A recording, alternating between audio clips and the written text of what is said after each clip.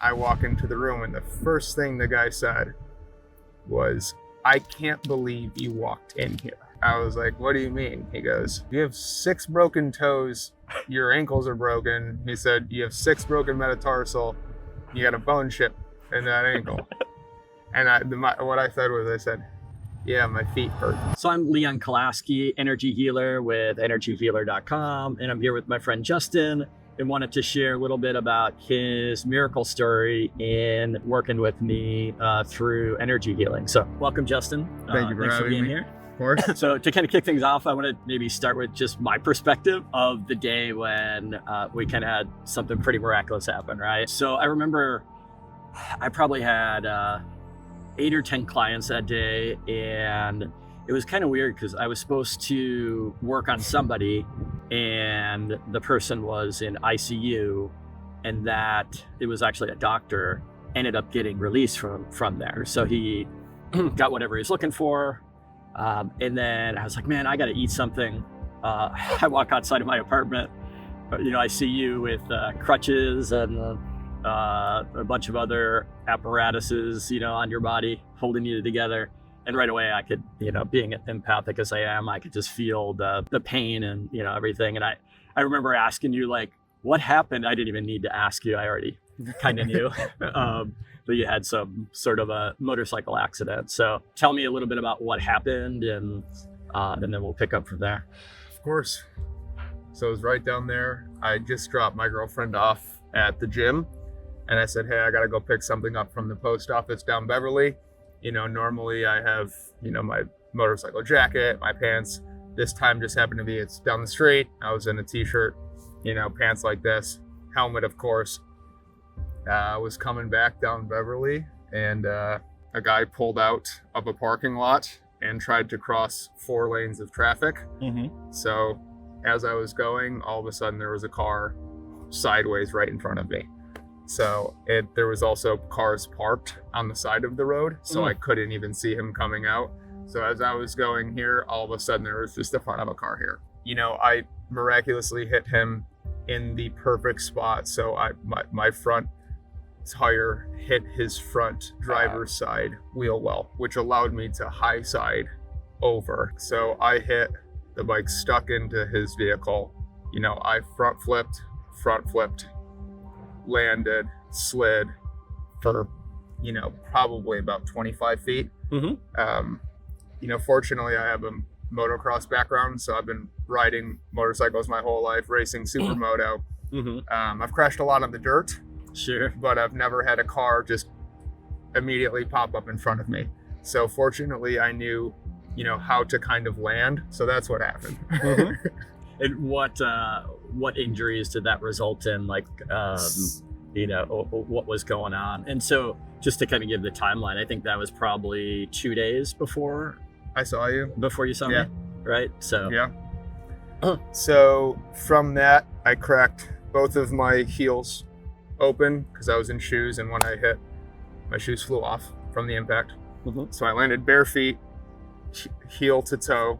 So cracked both my heels open, broke both my ankles, broke 6 metatarsal, 6 toes, 2 fingers, herniated disc in my neck, and bruised knee bone, and then a bunch of road rash. Sat up, after it happened, slowly sat up. Again, I had crashed motocross before, but with padding and everything. So, felt for any punctured lung. So felt my ribs. I said, okay, here's that. Felt my neck, slowly moved. And then I went down to, feel my legs, and got up, adrenaline, walked to the side of the road, and then went from there. We were neighbors at that time. And so you were literally standing in front of my door, which couldn't be, Yeah, but probably the best place you could be at that particular time, right? To have me walk outside the door. We didn't really know each other that well, other than just neighborly hi, hellos, hellos and stuff like that. At that time, you were talking with another friend of mine, another neighbor, standing in front of my door, which I thought was pretty funny, looking back at it. And I remember saying, like, you seem like you're in a lot of pain. Would you like me to help you? And you're like, what? And I was like, So I do some stuff that I can, help you with some of the pain. Yep. Right. And I was like, I need to eat. Let me do that. Come back in like 15 minutes. So I remember I had texted you, you had come on over. It was for me a super high energy day. So it was good timing, for that to happen. And I remember that you came into my place, sat in my office, and yourself and your girlfriend, Yep. I would say within 30 seconds were asleep. Like it was, in fact, I think I have a picture of it because I remember being like, wow, that was pretty fast. quick, so there was, a lot of energy coming in, which is kind of interesting. And then, I remember doing the session, and I don't know if you remember this, but once it was done, I had some idea of, what had occurred there. And I remember you had some like braces on your legs, and obviously you came in with crutches. And I remember telling you, I'm like, I don't think you need those. I remember that. You remember that? I do. Okay. Yep.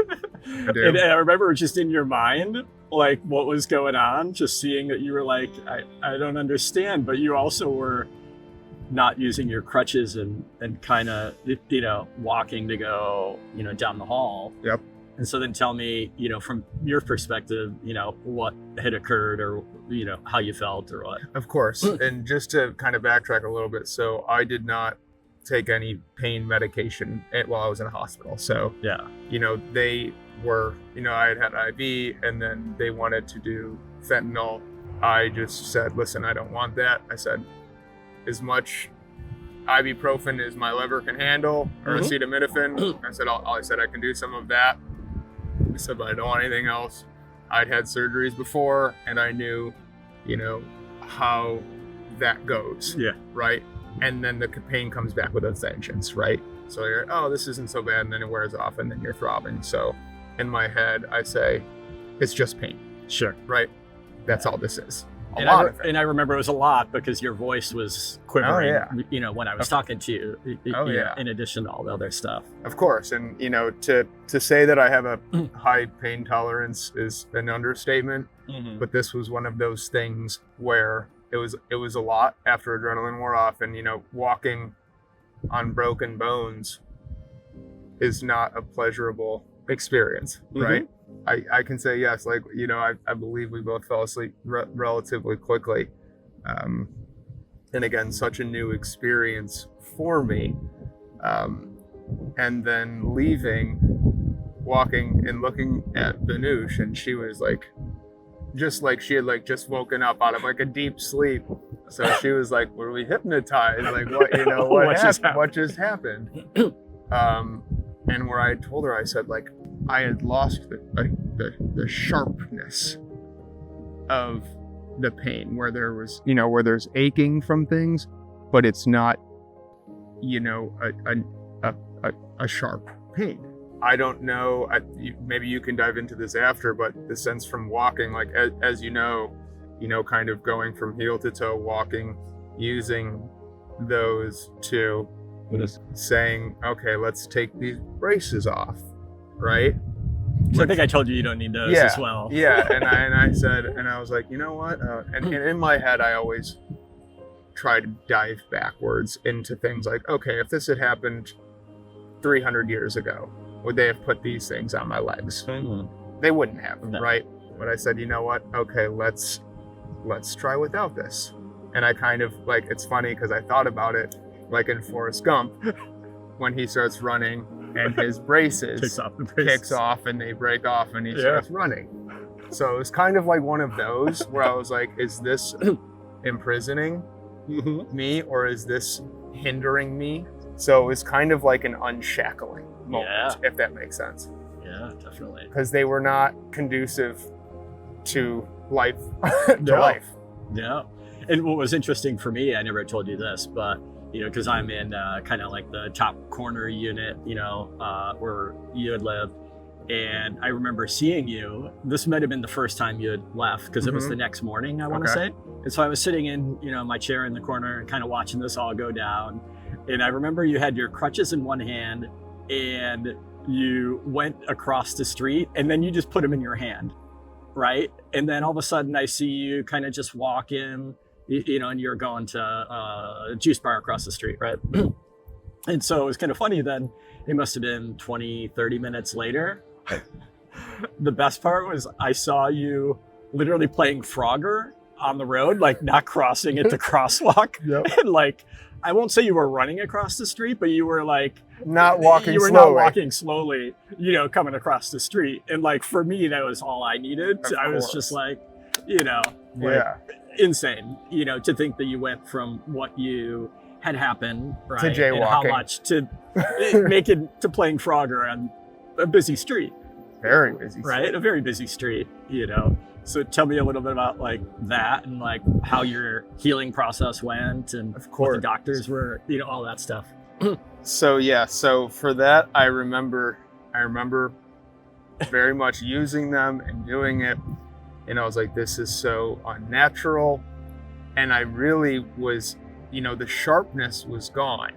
And so I just had more of the ache, right? Like, which was muscle stuff, right? Which was swelling. And so I do remember, like, at one point I was just like, I took them and I was almost using them as a walking stick. Exactly. And I was like, because I remember, the way that I was walking and your body starts to compensate, right? So like you start to walk a little bit like this because you're like, okay, ow, and then you start to move your body. And I was using it as more of a guide where I was allowing my feet to align. After that, so I went to go see a podiatrist, a specialist, and at the time, we didn't know the extent of the damage because I won't name the hospital, but the hospital we were at did a CT scan, basically checked my neck here, and didn't diagnose me with any broken bones. They had diagnosed me with a bone chip in my ankle. And so that's what I thought.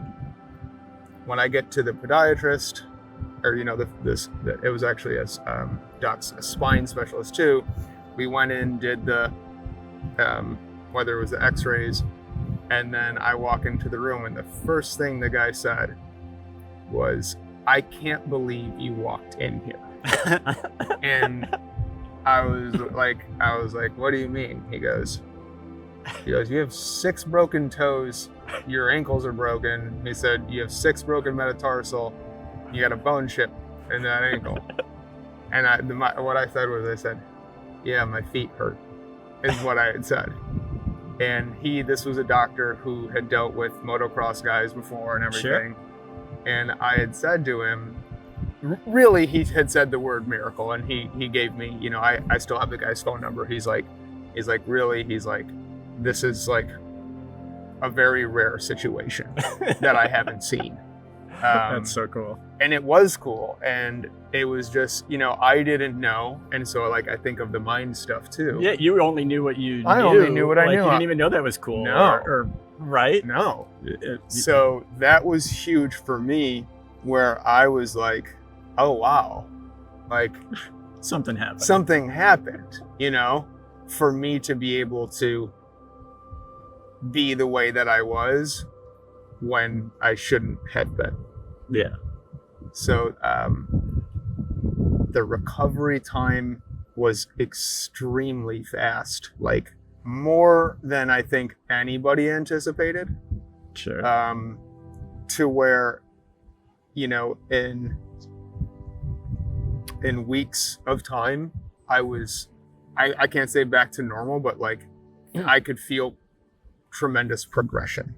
And I think you had mentioned that it was a short period of time for you because obviously you lift weights and stuff. Yeah. And work out. That you said it was a short period of time for you to like get back to where you were. Yeah. Right. And it surprised yourself. Of course. And, firm believer in, a body in motion stays in motion while body at rest stays at rest. Mm-hmm. Not to push limits, of course. Sure. Right. But to say, okay, is it better for my body to be sitting on the couch with my feet up in braces and resting, or to be walking around, which actually set my bones back into the place that they should have been naturally?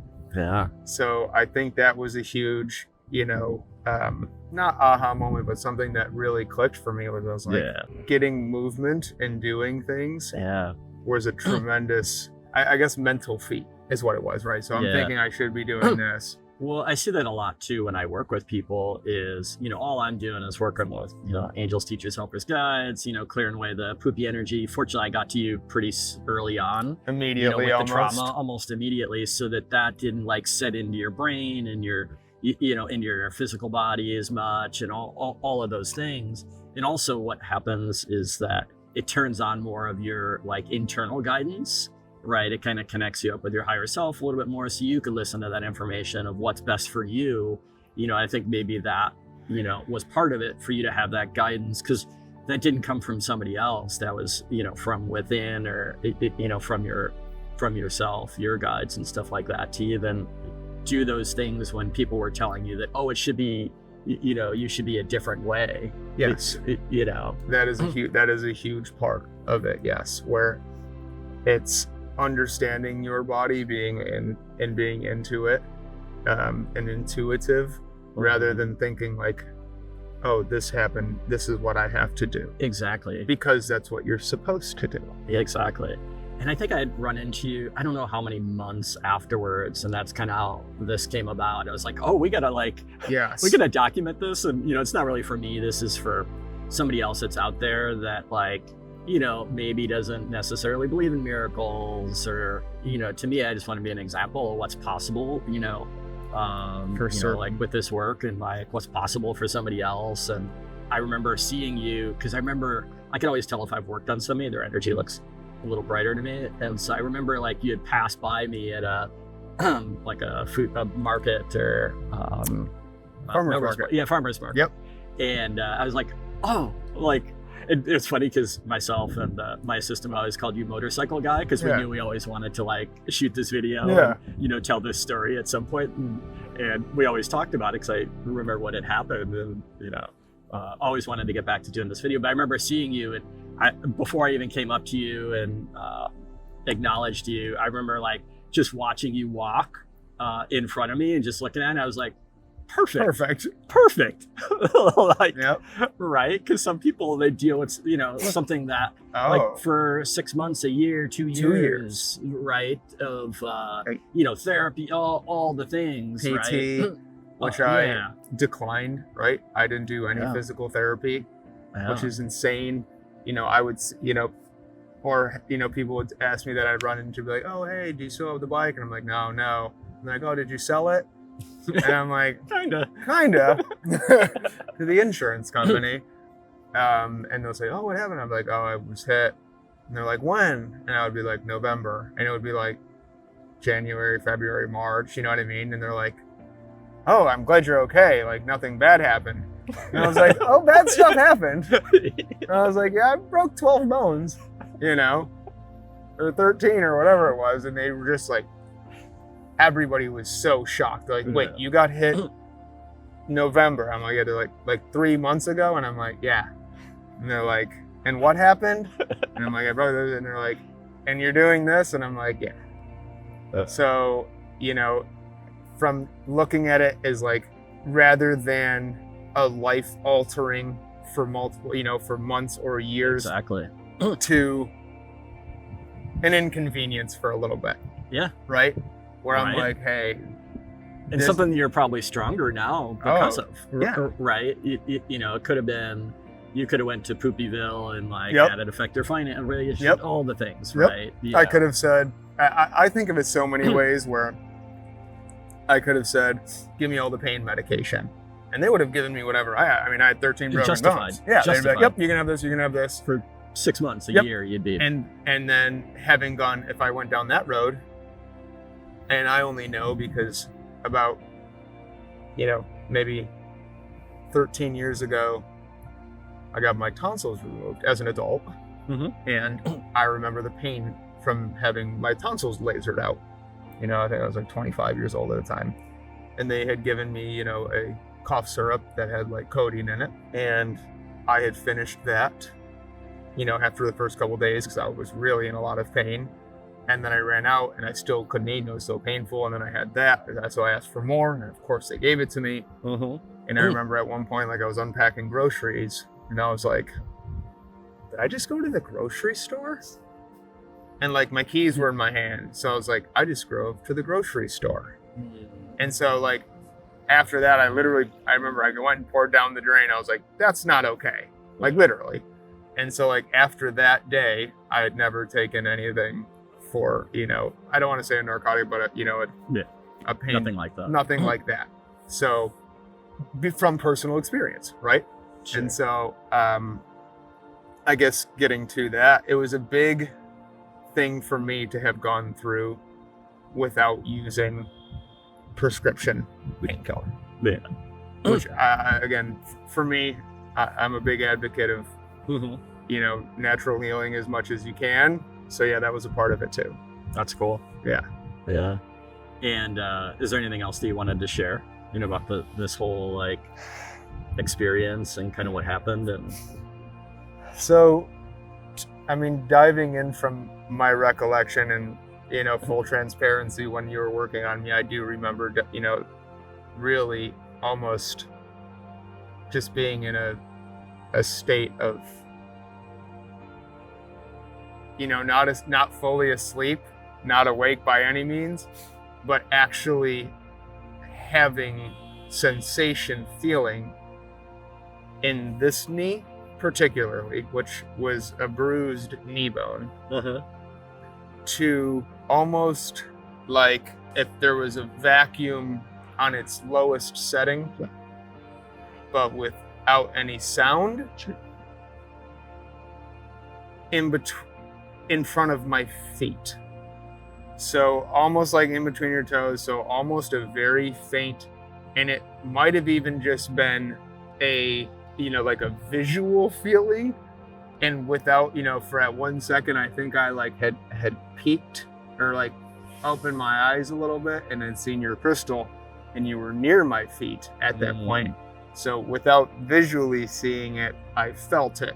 Yeah. And then it was almost like when Santa comes, you can't look or he's gonna leave or he won't come. So I was like, okay, we're just gonna go back, because I felt like it was something that I shouldn't be watching, if that makes sense. That's cool. I was like, I'm gonna just pretend that I'm asleep or go back and let this do its thing. So from that was, and I had spoken with Banush about it after, and you know, it was hard for her to understand because her English wasn't great at the time. But I told her, I was like, that just pulled from me. And so I always say the analogy of like, if you have like a Coca-Cola bottle, right, and they turn the water on it, and it's going to be black, and it's going to be black, and it's going to keep pushing it out, and eventually it dilutes and dilutes and dilutes and dilutes, gets brown, and then all of a sudden the Coca-Cola is gone and it's just water. Yeah. Right. So it was conceptually, to me, you understood like, what was happening. I understood what was happening. Yeah. Right. And so I wanted to not say a thing, where it's like when people are, or if you've ever seen the movie Rush, it's got Chris Hemsworth and I forget the other actor, but he was in a accident and there was fire and he had smoke in his lungs and they were cleaning it out, and they were cleaning out his lungs with a tube, like a metal tube, and scraping. And then like he'd be in immense pain and they would go to stop and he would be like, no more, like keep cleaning it out. So that came into my head too, and I was like, nope. Just let it go. I was like, let it go. Yeah. And so that for me was like one of those things where it's like, let the thing happen. I always go with gut feelings, and like that was something that I felt in my body. So even though I might not have been able to see something, you knew it was happening. Doesn't mean it wasn't happening. Yeah. So that's what was cool about it. Yeah, and actually with the entire process, I'm not touching you in any way or anything. No. So it's all happening in the non-physical. Yes. Technically. Exactly that. Yeah. Which to me is the coolest part. Yeah. Right. Yeah. Very cool. So what would you want to tell somebody that maybe is thinking about, you know, working with me or has something going on that medical world might be telling them something different? What would you want to tell somebody that's like on the fence, I guess? So for that, the way that I look at anything is the downside is zero. There is no downside, right? And then you can look at other, I don't want to say treatments, but other remedies, right? Sure. And say like, okay, let's weigh this. This would be the absolute first thing that I think that anybody should do. And this is more of a question for you, as leading into one. I don't know if this is just only for, for pain, or if it's something that you could take from an anxiety standpoint, right?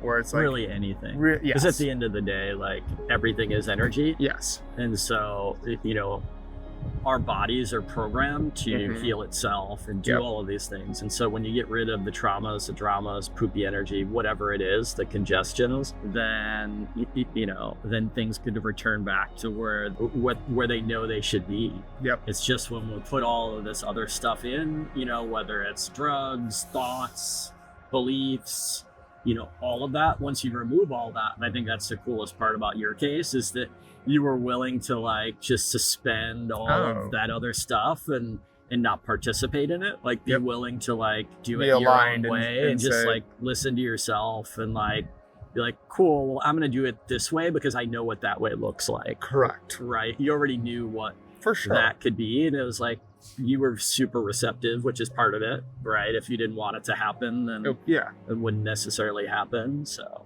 and it's not, it wasn't even like a really like committing to say like, okay, I'm opening myself and I'm saying, okay, I am allowing myself with really a stranger and to be at that time, sure, in his home, in a vulnerable place with my girlfriend, where I was comfortable enough to say, okay, like just to open and fall asleep in a stranger's home almost. Yeah. Right. And not a stranger, but again, someone that I was, that I liked, and an acquaintance that I knew. So for me, really being open and listening to yourself, where I said, okay, let's try this. Having the mindset to be prepared and open, I think was subconscious for me. Like I didn't think about it. Like I didn't go in there like closed off or with a guard up, because there would be no reason for that. It was something that was natural and that I, let subside and said, okay, let's do this. So anything in the sense, like you said, whether from pain to anxiety, like when you can start to feel things, like when you understand that you feel that in your body, and that's not, like you said, a physical thing. That's something that's been put in there, which means that that's something that can move out of there. So when you think of it like that, it's like, hey, when you get a stomach ache, right? Somebody didn't like throw something into your stomach, like that just happened inside. So let's take the wavelength, if it can go this way, it can go this way. Yeah, so cool. Yes. Very. Well, I really appreciate you, coming and sharing this story. I think it's, something we've been trying to do for a little while. Yes. Playing tag. And, my pleasure. My goal with this is really that I get to, change people's perspective of what's even possible, as a human being, and that there are other options, whether it's me or somebody else that they could even be open to. And, I'm hoping that this story, help some other people and, in whatever way it needs to help them too. For certain. I really appreciate it, man. Of course. And the very minimum, the least that I could do. So. Awesome, man. Thank you once again. No, thank you.